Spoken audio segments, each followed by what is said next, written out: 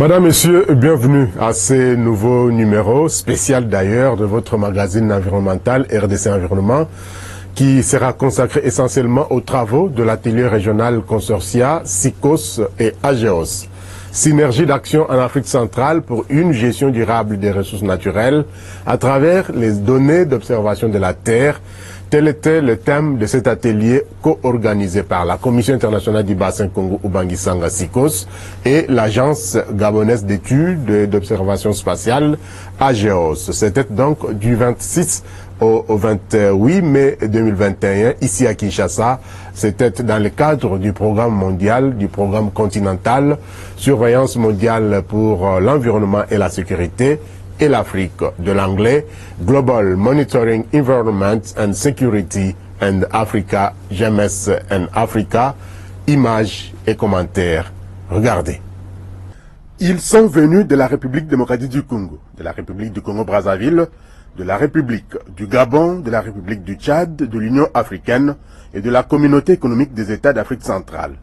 Pendant 3 jours, soit du 26 au 28 mai 2021, ces délégués réfléchissent sur la synergie d'action en Afrique centrale pour une gestion durable des ressources naturelles à travers les données d'observation de la Terre, thème de cet atelier co-organisé par la Commission internationale du bassin Congo-Ubangi-Sanga SICOS et l'Agence gabonaise d'études et d'observation spatiale AGEOS. Placé sous l'égide de la Communauté économique des États d'Afrique centrale CEAC, cet atelier rentre dans le cadre de la mise en œuvre du programme continental Surveillance mondiale pour l'environnement et la sécurité et l'Afrique, GMS Africa, une initiative conjointe de l'Union européenne et de l'Union africaine sous la gestion de la Commission de l'Union africaine à travers le département des ressources humaines, sciences et technologies. Les assises d'aujourd'hui, de demain et puis d'après-demain permettront aux institutions de l'Afrique centrale impliquées dans le programme GMS Africa, qui est un programme qui utilise les satellites d'observation de la Terre pour la gestion des ressources naturelles. Je disais que ces institutions impliquées devraient se mettre ensemble pour partager les bonnes pratiques, les leçons apprises et pour réfléchir à comment elles pourront travailler dans la deuxième phase du programme qui s'annonce pour décembre 2021 comme début pour 4 et 5 autres prochaines années. Gestion des forêts, mais aussi des ressources en eau. Mais est-ce qu'on a tenu compte des effets des changements climatiques aujourd'hui? Tout à fait. Et ça, ce sont des informations intégrées dans le modèle de prévision. Et vous avez raison. C'est pour cela que la deuxième phase de GMS sera très importante parce que le changement climatique, comment non seulement prévoir les impacts de ce changement, mais mieux, comment développer des scénarios décisionnels pour pouvoir s'adapter ou pour pouvoir réduire les impacts de ces changements climatiques. De quoi sera fait GMS Africa demain? GMS en Africa de demain sera ce que les Africains voudraient lui donner comme forme. C'est en cela que cet atelier sera très intéressant pour l'Afrique centrale. Nous avons déjà des canevas. Et ces canevas, c'est quoi? C'est qu'il faut utiliser les nouvelles technologies de l'espace pour gérer nos ressources naturelles, pour gérer l'impact du changement climatique. Donc ce serait aux acteurs de l'Afrique centrale de dégager les priorités qui sont les leurs, mais également pour nous dire comment ils souhaiteraient y aller. Et nous, en tant que Commission de l'Union africaine, avec tous les autres partenaires africains, nous les accompagnerons. Le projet vise donc à promouvoir le développement des capacités et des ressources institutionnelles, humaines et techniques pour l'accès à l'utilisation des services essentiels issus de données d'observation de la Terre comme une base opérationnelle pour le développement durable en Afrique. Vous savez très bien que le programme GMS Africa qui est la surveillance mondiale, l'environnement et la sécurité en Afrique, initié depuis 3 ans maintenant, a vu lancer un appel d'offres via l'Union africaine, c'est un financement Union européenne mais géré par l'Union africaine, sur les thématiques de la gestion des ressources naturelles en eau et et forêt. Donc il y a eu 2 consortiums qui ont été sélectionnés, un dirigé par AGEOS et un dirigé par la SICOS. Dans le plan de mise en œuvre de ce projet, il était programmé cet atelier à Kinshasa pour rencontrer les décideurs, pour rencontrer les utilisateurs et les partenaires de ce projet pour recueillir leurs besoins. Présenter déjà, 1, l'état d'avancement du projet, 2, recueillir les besoins et aux besoins modifier un peu en ajustant les synergies entre les différents consortiums. Nous sommes dans la même sous-région, les problématiques sont les mêmes, nous sommes sur la forêt, la psychose sur l'eau, tout ça.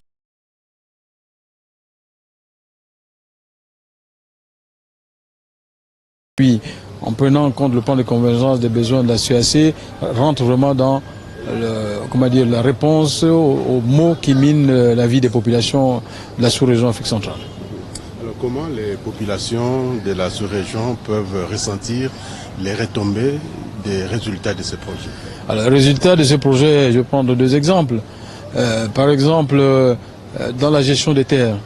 Aujourd'hui, il est question de faire ce qu'on a appelé l'occupation des sols, l'état réel d'utilisation des sols dans la sous-région. Nous avons des peuples autochtones qui sont installés un peu partout dans la forêt. Ces peuples subissent, n'est-ce pas, des difficultés de positionnement ou de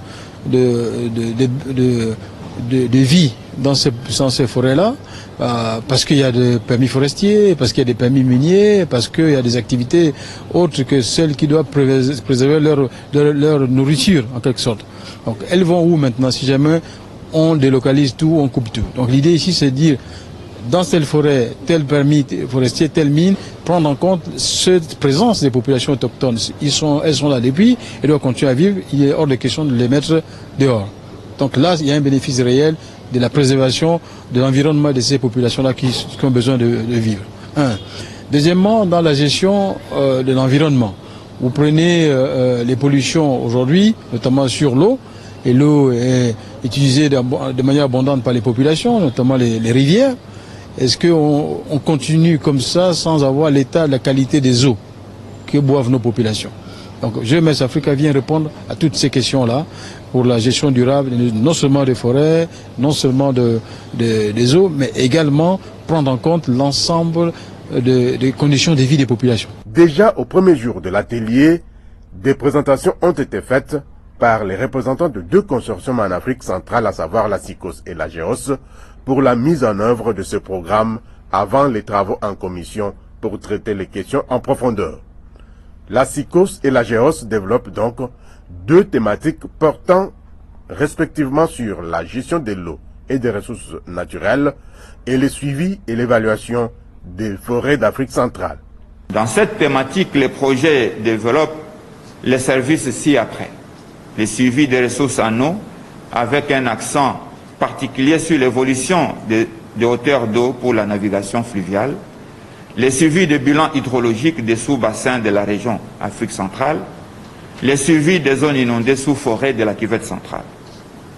À travers ces services, l'objectif du projet consiste à promouvoir une gestion durable des ressources naturelles en améliorant les processus de prise de décision par la mise à disposition d'informations pertinentes grâce à l'accès aux données d'observation de la Terre. Et plus spécifiquement, il s'agit d'une part de satisfaire aux besoins en information des usagers de la ressource en eau, tels que les services de la navigation intérieure, de la météorologie, de l'hydrologie, de l'hydroélectricité, de la gestion forestière. Et d'autre part, contribuer à la mise en œuvre des politiques de planification et d'aménagement relatifs à l'eau et aux ressources naturelles. Cet objectif s'aligne sur les 4 résultats attendus du projet, qui sont les infrastructures d'accès aux données et l'accès à l'information sont renforcés, les services et les applications opérationnelles appuyant les secteurs de la gestion de l'eau et des ressources naturelles sont développés, consolidés et étendus, les capacités humaines sur l'observation de la Terre à travers les formations au niveau continental, régional et national sont renforcées, les décideurs sont sensibilisés et leurs capacités renforcées.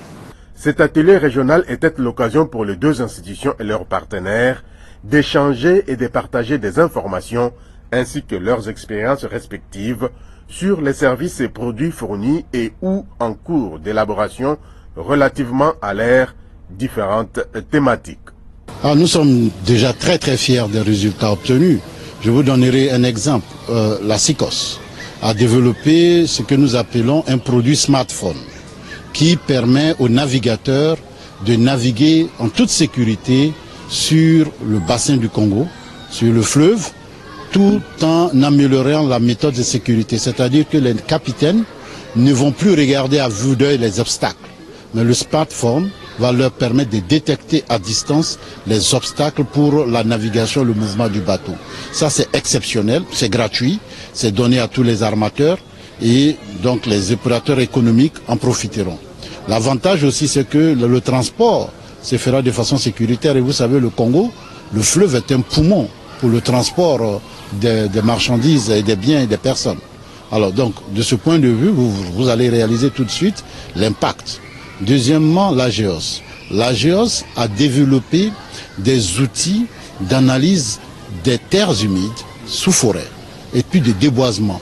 Voyez-vous, les forêts souffrent des coupures. Les gens coupent les bois, les gens coupent les arbres et deux fois on ne le sait pas.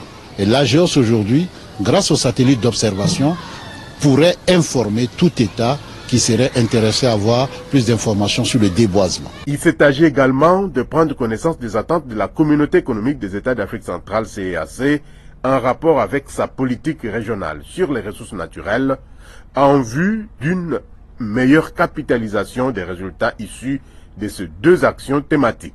Une question très importante. Les projets ont une vie, une durée. La phase 1 de GMS se termine en décembre. Nous allons fournir ce qu'on appelle les services dans ce projet-là. Par exemple, les populations ou le ministère des Eaux et Forêts, ils ont besoin régulièrement de données sur l'état des forêts. Donc on a commencé 1 an, 2 ans, 3 ans, 5 ans. On a pris un rythme de croisière, on a habitué, n'est-ce pas, ces utilisateurs finaux à leur fournir ces éléments-là qui sont importants dans la planification de la gestion forestière, par exemple, ou de la navigabilité sur les fleuves. Donc c'est pas du jour au lendemain qu'on va arrêter le service. Il faudra continuer. Comment continuer? Maintenant, c'est à nous, hein, le gouvernement, à nous les experts, dit bon, ok, voilà on en est aujourd'hui, il faut continuer le service. Donc il faut trouver les mécanismes, mobiliser les moyens financiers pour continuer le travail. Et comme j'aime bien le dire, nous ne pouvons pas vivre éternellement sur l'aide de l'extérieur, parce que les pays se développent par nous-mêmes. Donc nous-mêmes devons trouver les moyens pour continuer.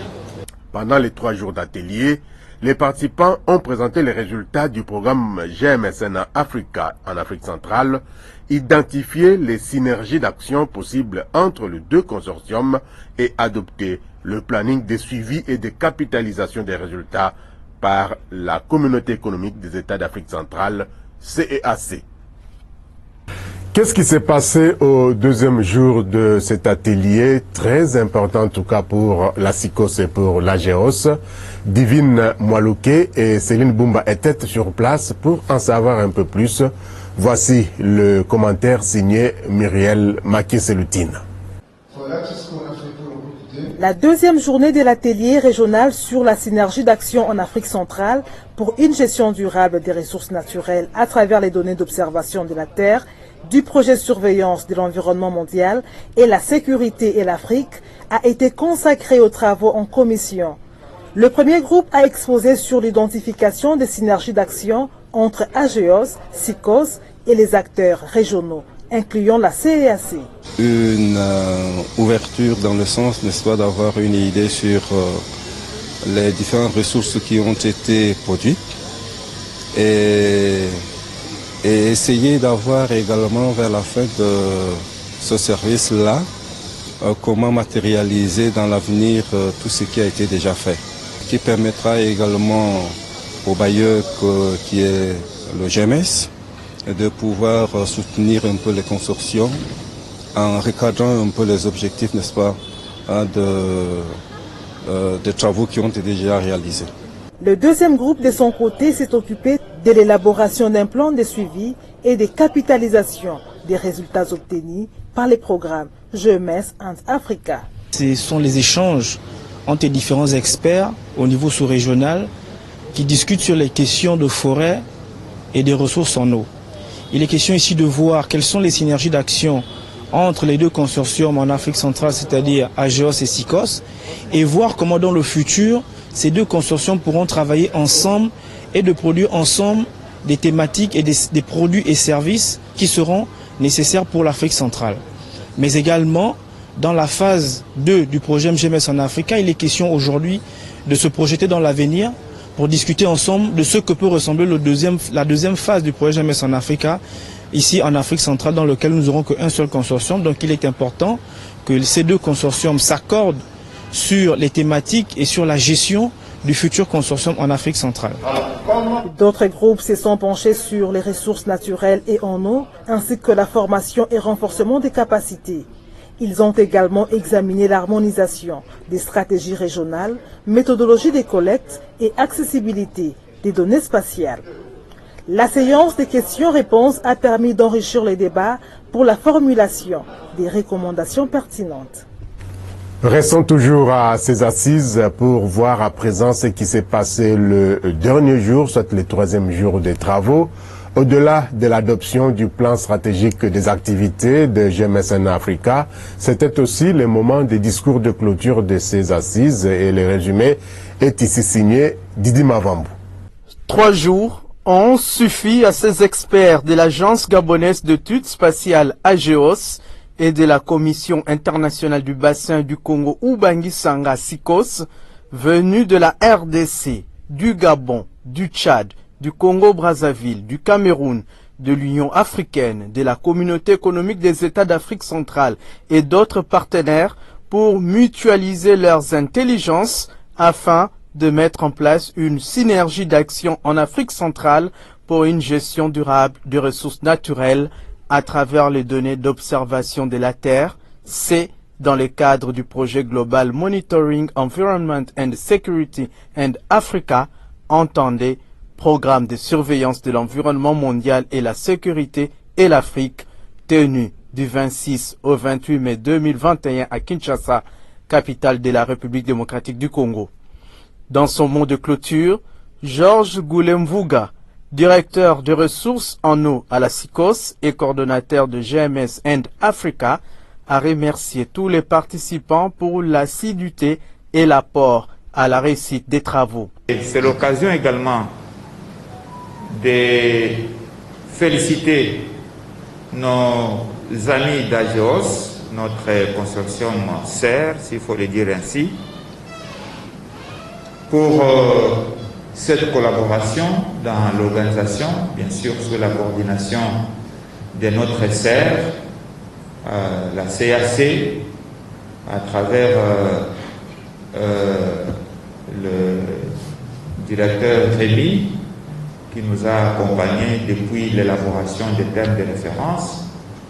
Et bien sûr, nous l'avons dit dans notre mot de bienvenue sous l'encadrement de la coordination pour que nous aboutissions au résultat de cet atelier. Nous restons ouverts. Peut-être il y a des amis parmi nous, des participants, qui pensaient être laissés de côté. Non, nous sommes ensemble. C'est l'été qui est notre première phase. Voilà la deuxième phase qui est en train de venir. Nous voulons vraiment marcher côte à côte, nous travailler pour l'intérêt de la sous-région, comme Aboubakar venait de le dire.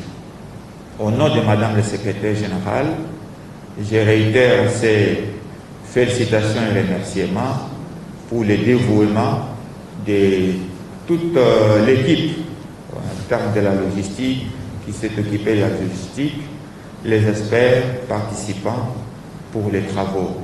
Occasion pour le coordonnateur du programme GMS and Africa à l'Union africaine d'afficher sa satisfaction pour l'aboutissement des travaux sous la gestion de la Commission de l'Union africaine à travers les départements de ressources humaines, sciences et technologies.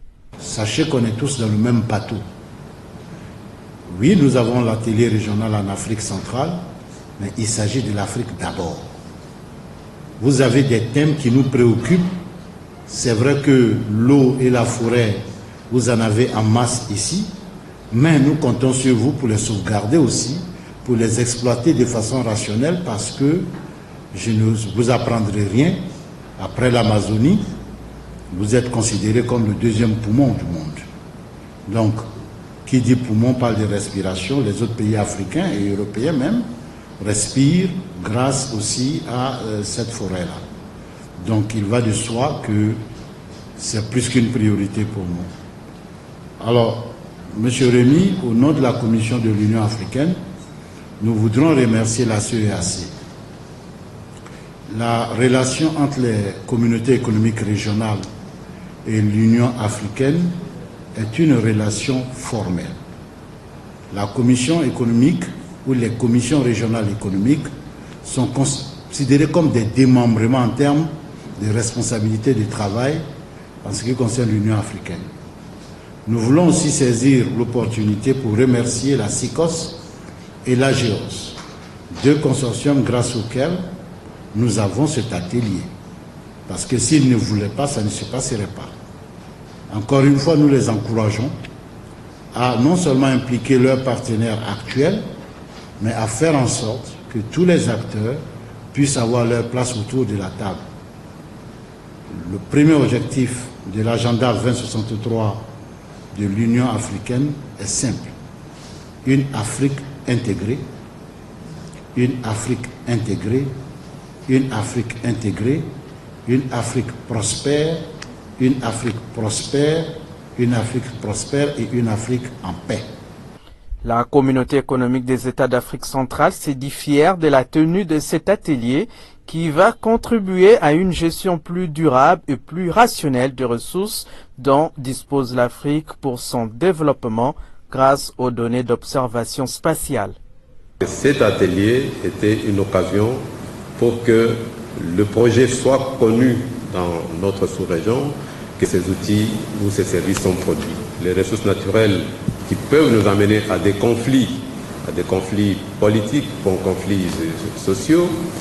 Donc, il faut connaître la disponibilité de ce que nous avons comme ressources dans notre sous-région et savoir comment les gérer. Et pour ça, nous avons besoin des données, nous avons besoin des outils vraiment appropriés pour approfondir la gestion, la connaissance et aller vers une bonne gestion. Dans cet espoir que je déclare clos les travaux de notre atelier régional pour l'Afrique centrale, du programme de surveillance globale de l'environnement, la sécurité, Afrique en Afrique centrale. Donc, en sigle anglais, GMS and Africa. Les échanges ont permis aux participants de partager les informations et les expériences respectives sur les services et produits fournis et ou en cours d'élaboration relative à leurs différentes thématiques. On participe déjà à la mise en commun de deux consortiums en Afrique centrale pour en faire un seul, et que les énergies déployées déjà dans le cadre de chacun de ces consortiums vont se mettre en commun, en plus d'autres qui seront invités pour faire à ce que le consortium ait vraiment des résultats plus probants. Donc c'est un peu ça qui est le plus important. Je pense que c'est un atelier qui a été intéressant dans la mesure ici, on essaie de voir comment prendre en compte tout ce qui concerne les forêts d'Afrique centrale, les ressources des forêts d'Afrique centrale, eau et forêt. Et on sait aussi que, bon, avec les distances, avec l'étendue de l'Afrique centrale, quand vous voyez l'Afrique centrale, c'est 10 pays. Et le bassin du Congo couvre tous ces pays, depuis le Cameroun, la Guinée équatoriale, le Gabon, le Congo, la RDC. Vous voyez, c'est très vaste. Si on veut couvrir tout ça à pied ou en voiture, c'est pas possible. Donc on est obligé d'utiliser des outils de données satellitaires. Satellitaires, pourquoi? Parce qu'avec les satellites, ça nous permet d'avoir une vision globale et instantanée, tout d'un coup. Et aussi, ça nous permet la répétitivité. La répétitivité, ça veut dire quoi? Chaque jour, on peut revisiter le même endroit si on veut. Le principal service, d'abord, c'est le suivi, c'est l'état de la ressource. Aujourd'hui, on a besoin de connaître comment les ressources en eau, les ressources des écosystèmes comme l'environnement, les ressources végétales, comment cela évolue, quelle est la dynamique. Et pour comprendre cette dynamique, les technologies spatiales sont les éléments, sont les outils les mieux indiqués. Parce que c'est ce qui permet de pouvoir avoir une vue d'ensemble sur un grand espace. C'est ça le vrai service. Et nous, en tant qu'institution régionale, donc cela nous permettra de mettre aussi à la disposition des États les produits qui sont issus des traitements des images satellitaires pour comprendre d'abord l'état de la ressource et prendre des décisions adéquates pour la conserver. La gestion de l'eau et des ressources naturelles d'une part, et le suivi et évaluation des forêts d'Afrique centrale d'autre part, sont les deux thématiques développées par les deux consortiums du programme GMS and Africa pour un développement durable de l'Afrique centrale. Terminons cette émission par cette position de Greenpeace Afrique sur la réforme de l'aménagement du territoire en République démocratique du Congo. Un constat amer. 61 ans après l'indépendance, la République démocratique du Congo ne dispose toujours pas d'une planification d'utilisation de cette terre. L'absence d'un plan d'aménagement du territoire donne lieu à des conflits d'usage pérennes et surtout, comme l'a aussi rappelé la société civile il y a un an, aux atteintes graves aux intérêts vitaux et droits fondamentaux des communautés locales, des peuples autochtones et de tous les autres citoyens ordinaires. L'attribution en septembre dernier de près de 1,4 million d'hectares de concessions de conservation à la société d'un entrepreneur belge est la énième preuve. Le statu quo n'est plus une option. De nombreuses communautés locales et peuples autochtones sont régulièrement sacrifiés pour des intérêts obscurs et au profit des étrangers. Il est plus que temps que le bien-être des Congolais soit considéré au premier plan dans toutes les décisions et programmes politico-économiques. Malheureusement, le processus d'aménagement du territoire entamé en début de l'année dernière empêche d'apporter des solutions à ces multiples conflits et violations des droits des communautés.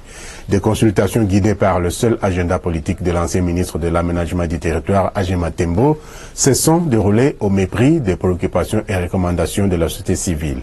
En juillet 2020, un document très controversé de politique nationale d'aménagement du territoire a été adopté en Conseil des ministres, suscitant l'indignation et la surprise de la société civile nationale et internationale. L'échec était inévitable. Le processus avait allègrement sauté 3 dossiers clés, pourtant connus de tous, le moratoire forestier, les tourbières et les blocs pétroliers. En mai 2002, le gouvernement congolais a instauré un moratoire sur les nouvelles allocations des titres forestiers industriels.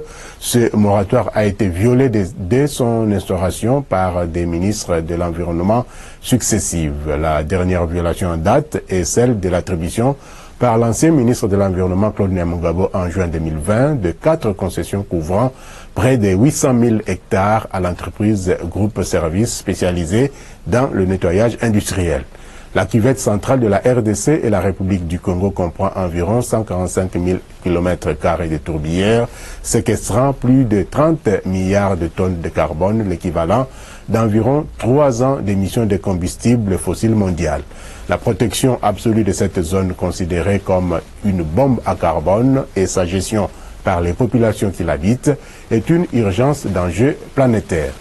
En janvier dernier, l'ancien ministre des hydrocarbures Rubens Mikindo a annoncé la mise aux enchères dans un futur proche de 19 blocs pétroliers à travers la RDC, y compris dans la cuvette centrale. L'annonce était aussi cavalière que le processus d'identification des blocs avait été opaque. Aucune carte n'a été publiée, pas de traces d'études d'impact environnemental et social. Greenpeace Afrique demande au gouvernement congolais de suspendre la réforme en cours de l'aménagement du territoire jusqu'à la prise des mesures concrètes suivantes. La signature d'une décision gouvernementale renforçant le décret de 2005 relatif au moratoire sur l'attribution de nouvelles concessions forestières industrielles. L'aménagement du territoire étant un outil multisectoriel, un travail en synergie entre le ministère de l'aménagement du territoire et le ministère de l'Environnement est primordial pour que ce préalable soit réalisé. Pour un avenir garanti, ce moratoire doit rester en place jusqu'à l'instauration d'une bonne gouvernance et la transparence dans le secteur forestier congolais. L'annulation des 13 concessions illégales attribuées en 2020 couvrant près de 2,8 millions d'hectares, le 1,4 million d'hectares de concessions dites de conservation attribuées en septembre dernier doivent être également annulées.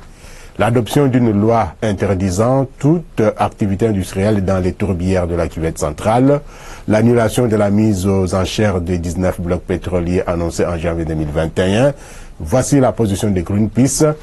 Tout processus d'aménagement du territoire suite à ces préalables doit être mené dans une approche inclusive, participative, transparente et fondée sur les droits des communautés locales et des peuples autochtones, la protection de la forêt et la biodiversité.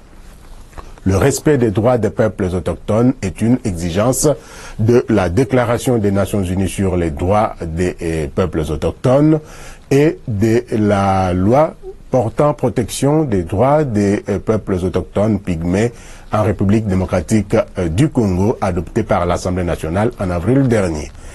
Tout plan d'aménagement doit consacrer la fin du modèle actuel de gestion forestière, un vestige de la colonisation axé sur l'octroi d'immenses concessions industrielles donnant trop de pouvoir à une poignée de Congolais et d'étrangers aux dépens des communautés forestières et de l'intérêt public. Telle est donc la position de Greenpeace Afrique par rapport à l'aménagement du territoire en République démocratique du Congo. Madame, Messieurs, c'est par cette note de position donc de Greenpeace que nous bouclons cette émission. Merci beaucoup à Landry Nyangi, merci à Geneviève Mizegele, merci à Christian Kenina, merci à Guilhem Zembede Gonzac, à Divine Mwaluke, à Trésor Sekana et à toute l'équipe qui a concouru à la réalisation de cette émission qui reviendra bien sûr la semaine prochaine. D'ici là, portez-vous bien et bonne suite de programme sur votre chaîne. Prenez soin de vous, mais surtout, prenez soin de votre environnement. Au revoir et à très bientôt.